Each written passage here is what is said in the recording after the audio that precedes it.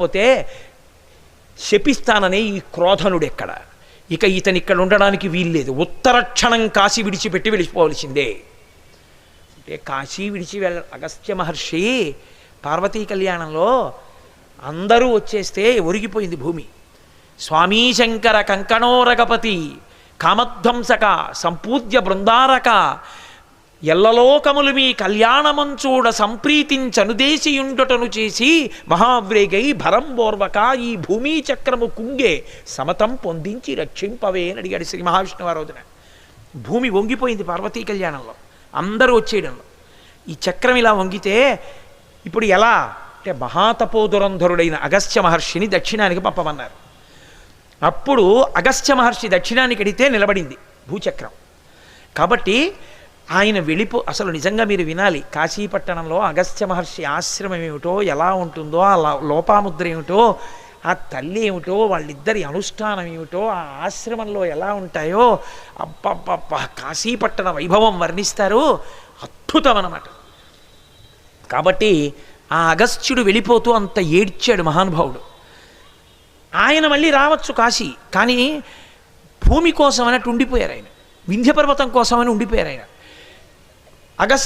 వ్యాసు మహర్షికో ఇక నువ్వు రావడానికి వీల్లేదు కాశీ, 2 కాలముల యందు నువ్వు రావడానికి అనుగ్రహిస్తాను.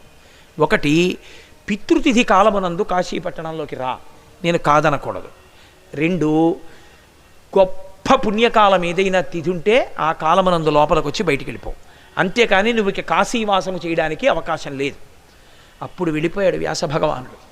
ఎంత ఏడ్చాడో కాశీ నుంచి వస్తూ. అదే మన కాకినాడ పట్టణం దగ్గర ఉన్న సంపరాయపురము నీలకంఠేశ్వర స్వామి దేవస్థానంలో ఉపన్యాసాలు చెప్తానే, అక్కడే అగస్త్యుణ్ణి కలిసి ఆకాశంలోకి పైకి లేచారు. లేస్తే కాశీని వదిలి చాలా రోజులైంది, చూడకుండా ఉండలేకపోతున్నానంటే లోపాముద్రాదేవి వాళ్లతో కలిసి యోగశక్తితో పైకి లేచింది.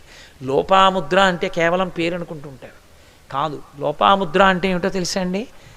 అసలు ఆమె అనుష్ఠానమునందు కానీ, పతిని అనుగమించడంలో కానీ, ఆవిడ పరిచర్య యందు కానీ, ఆవిడ మాటలో కానీ, ఆవిడ చేష్టితమునందు కానీ చిన్న లోపాన్ని మీరు చెప్పలేరు. ఆవిడ లోపాముద్ర, అంత గొప్ప తల్లి. కాబట్టి ఆ లోపాముద్ర అగస్త్యులు పైకి లేస్తే, వాళ్ళతో వ్యాసుడు పైకి లేస్తే అక్కడి నుంచి దక్షిణ కాశీ దక్షారామం చూపిస్తాడు భీమఖండంలో. కాబట్టి అప్పుడు వెళ్ళిపోయాడు వ్యాసభగవానుడు కాశీపట్టణం నుంచి. అంత గొప్ప పట్టణం, అన్నపూర్ణ యొక్క పరిపూర్ణానుగ్రహాన్ని పొందినటువంటి పట్టణం. ఇక్కడ తిన్న అన్నం కేవలం శరీరానికే కాదు, ఆత్మని కూడా పరిపుష్టం చేస్తుంది. అందుకే మహానుభావులు ఇక్కడికి వచ్చి సేవ చేసి